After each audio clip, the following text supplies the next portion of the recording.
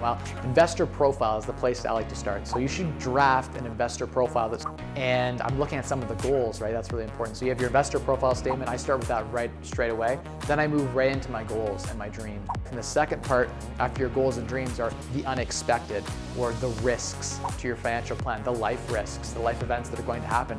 If you just do a really quick financial plan, the place to start is track your spending, track your income, forecast your income, how it's going to change over time. So plan for that event. If you can self-insure, that's even better. Some people can't. If there's some tax advantages to like whole life policies. Next one that I like to focus on is investment style. So this is where I talk about portfolio distribution and asset allocation.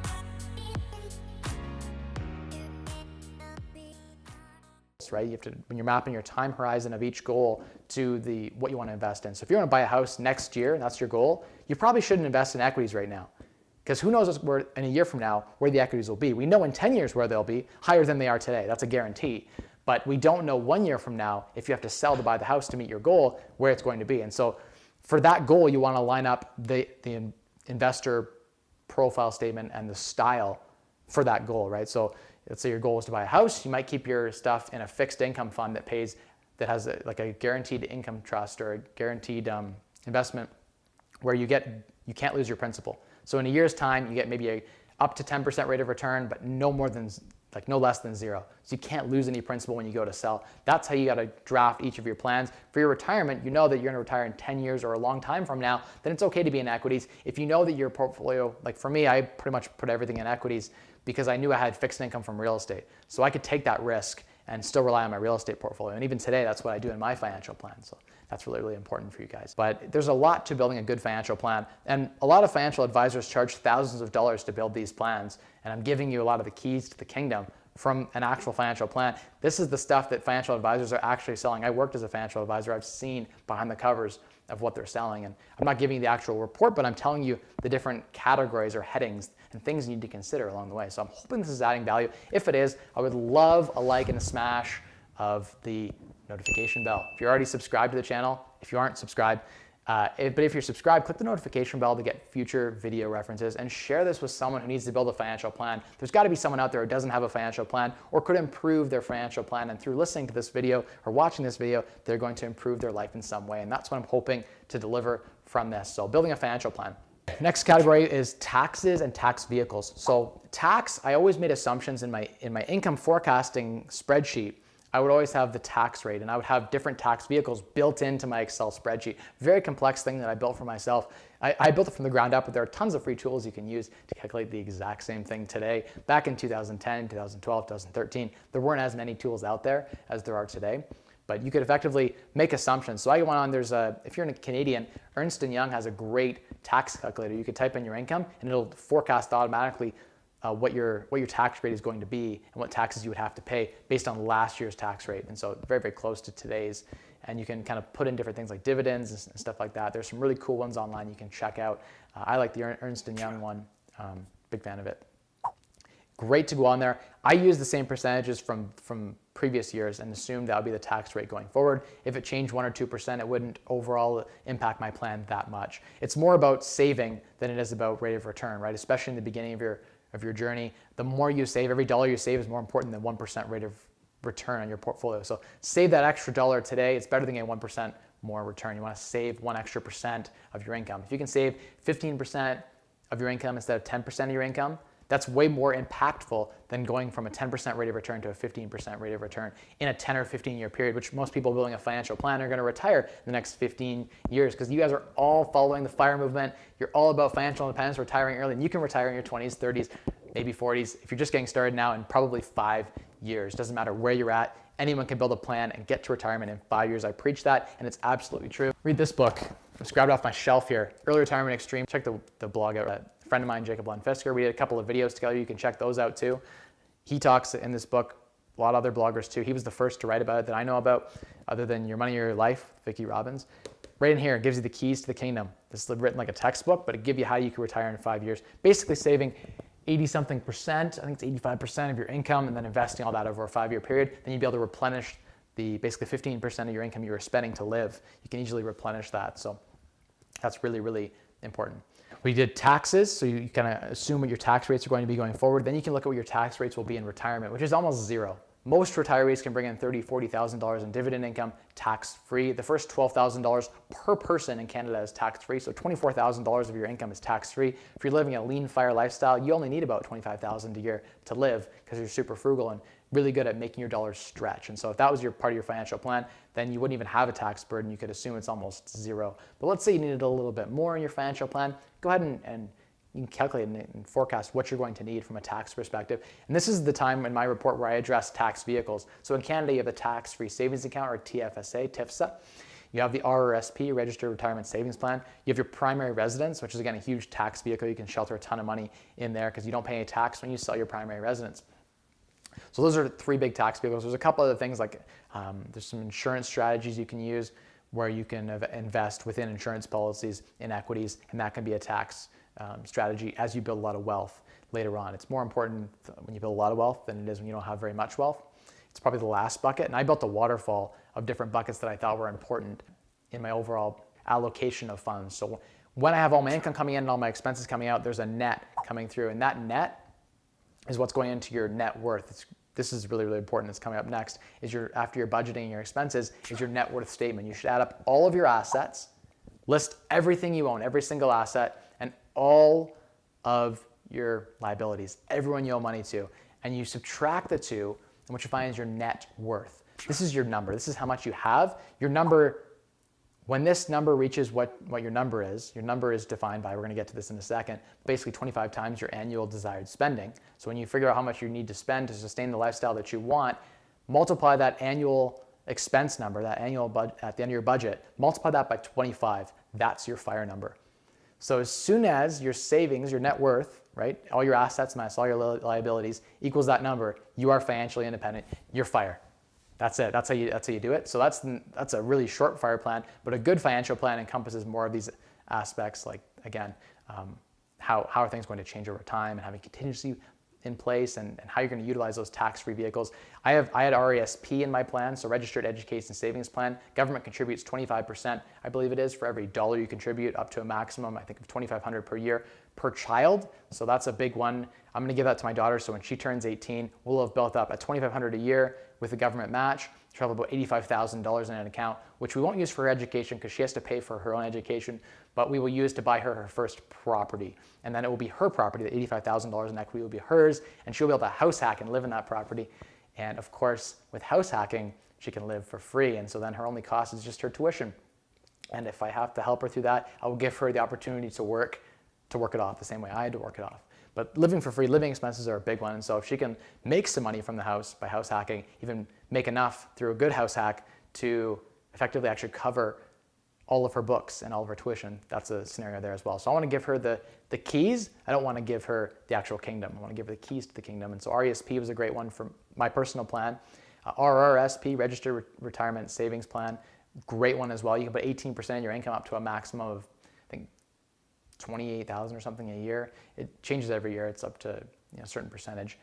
Based on, it caps out at a certain income level anyway, but for me it didn't cap out, so I didn't worry about that. But 18% of your income you can put in and delay paying tax on. So my first 2-3 years I had education credits that I put in my income forecasting and tax forecasting tool. So my net, I was forecasting how much I would save each year. And so I knew by 2 years into my job I'd have $150,000 saved, and then I forecasted what the growth would be for my returns on investment. So you can see my net worth changing over time. And so I had forecasted in different really cool charts what it would cost for my life, and then what I would need to be FIRE. And I'd have basically my net worth changing over time, and that point where it intersects with financial independence. So once it reaches that point, you're financially independent. That was my free moment. That was my sole goal in my financial plan.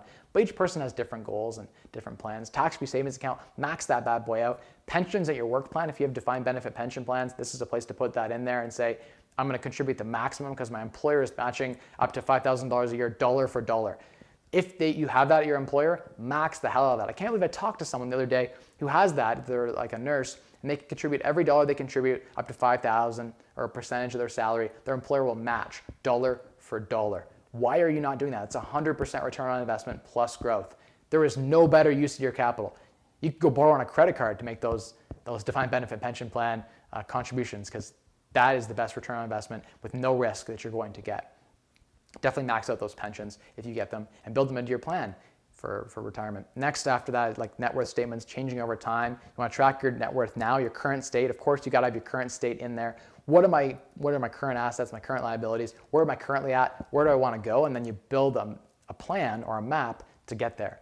And so most of that's in the financial numbers, but you can learn how to do all that. And I'm happy answering the questions, any specific nuances to your financial plan, and happy to, even if I have time, to review some plans people send me. I can't guarantee that, but I'll try my best to look at some plans that you can send me. And I've had people send me budgets and financial plans. It's really cool to see those. I keep those very discreet. But business planning is another category that I had in there, and planning about how to build businesses and how your business might transition over time and how you want your assets kind of delineated. It's very, very important within your financial plan to have a bit of a death plan built in. So the last component I call is estate planning. What happens if you die, when you die, at the end of your life? What if you die early? Have a spot in your financial plan for that, how your family is going to be taken care of, your kids, whatever it is that you're after. So that's your financial plan at a high level. I'm sure I missed a few things because I'm just going off the cuff. I didn't really prepare a lot of notes, just I wrote a couple of quick headings down there, are really, really important, like currency risk. You want to plan for, when you're retiring, the currency you're going to live in. So if you're going to live in Thailand, you want to plan for the Canadian dollar to the Taiwanese dollar. So you want to make sure that you've planned for that. If you're going to retire in Canada, you want to make sure you have enough Canadian equities. But Canadian equities are 3% of the world's global wealth. And so if you're only investing in Canada, you're missing out on 97% of the world's wealth not in your portfolio. That's not a good diversified portfolio. Diversity is really, really important, I think. Diversity helps reduce risk. And so it's very, very important that you own small percentages of lots of different companies as opposed to everything all in one company or one avenue or stream. So even though I propose, and I myself put all my eggs in real estate, 90% of my wealth was in real estate for a long time, that doesn't mean that I didn't consider my investor profile statement. It's just I was getting such great returns to risk that it made too much sense. Like for the risk level of owning physical, tangible real estate and to get 100% rates of return and cash flow from rental income, that even in a recession, if property values dropped, I would continue to make $1,000 a month of property. I couldn't get those kinds of returns in the market. And so that's why my financial plan looked the way that it did and why I did what I did, despite knowing what I know. Because most financial advisors would say, Mike, you're too heavy into real estate. But that's because I was executing on a strategy that gave me a competitive advantage and made me better off than other people investing in real estate. So I was buying really good deals and unlocking tons of cash flow when other people really weren't. And there's an arbitrage opportunity still today in this market that I'm exploiting, where there's more perfect and efficient markets in the publicly traded area, as opposed to in real estate. You can basically insider trade on information and it's legal. Someone could call me and tell me they have a property, they can sell it to me and we can do a deal. And there's no one else trying to arbitrage that opportunity but me and the seller having a conversation. So a lot of opportunities to create value. You're in control of your real estate portfolio. You're not in control of your stock portfolio. You're relying and betting on management to perform, on people to perform. And so it's a little bit different than in the real estate game. Hopefully this added value to your lives and this wasn't too long. If you stayed all the way through, I would love to hear in the comments that you enjoyed that. And I want to help you make a fire plan so I can do more videos on this. I don't know if YouTube is the best place to put these because this is pretty dense stuff, but I would like to actually go through the screen share and show you guys some of the actual spreadsheets that I used to use for tracking. You can build your own. There are tons of great tools, like mint.com is a fantastic one for automatically tracking all of your credit cards and spending. All the information from your bank accounts and credit cards goes right into the Mint app, and you can create budgets and look on there and say, hey, I'm 10% over budget this month.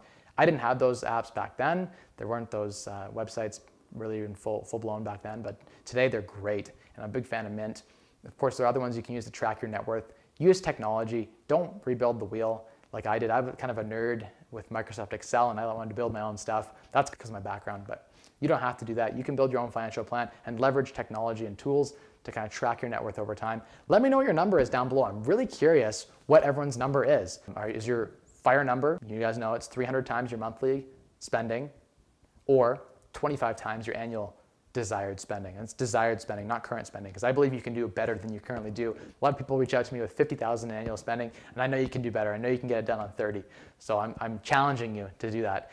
The beauty of spending less is, one, of course, you can take everything that you're earning and save a lot of it because you're not spending it all now, right? So spending less allows you to save a lot more. But the second thing is you don't need near as much to retire. That's huge. So if you need $2 million to sustain your living and you can live on half of what you lived on before, you now need $1 million to retire. So you retire on way less and you get to that $1 million way faster. So every dollar you spend less has a twofold impact. It's every dollar you don't spend plus tax, right? Because you're gonna pay tax on everything you earn. So it's actually almost 2.5 fold. So if you don't spend a dollar, that's going to save you $2.5 to earn. So people say, I'd rather earn 10,000 more than not spend 10,000, right? Because I like to spend. So to those people, I say, you need to earn 30,000 more to offset, or $25,000 more for every $10,000 you want to cut off spending. So every dollar you don't spend is $2.5 you just earned. Where can you get those kinds of returns? Spend less. To unlock wealth through you, spend less, earn more, and maximize returns. That's it. Those are the 3 levers in that order of importance. And as you build wealth, of course, that changes. So if you're right now watching this and you have $500,000 or $1 million in wealth, you should be focusing on maximizing your returns, because spending less isn't going to have the same amount of impact. But if you're in the beginning of your journey, spending less is so important, so important. And many people watching this channel are in the beginning of their journey. So thank you so much for watching. I want to hear about those financial plans. I want to hear your number down below in the comments.